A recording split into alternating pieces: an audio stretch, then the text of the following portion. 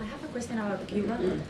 There have been multiple power outages in the island in recent days. So I was wondering, is the White House monitoring the situation, particularly for signs of unrest? Thank you.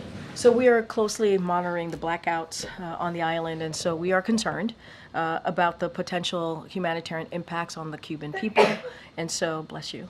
And like we have seen over the past few years, Cuba's economic conditions stemming from long-term mismanagement of its economic policy and resources has certainly increased the hardship of the people in Cuba. And so, certainly, just want to make clear that this is not, the U.S. is not to blame for the blackouts on the island or the overall energy situation in Cuba.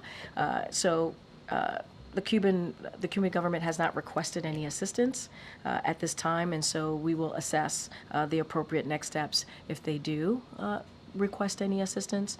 And so a critical tenet of the Biden-Harris administration policy as it relates towards Cuba is to always advocate for the support of the Cuban people, and we've been always very clear about that, and so we'll continue. Do a follow-up, and I know this is a hypothetical, but if the Cuban government were to request assistance, would the Biden-Harris administration be willing to provide it? So we're going to, if that were to happen, we certainly would assess the next best steps.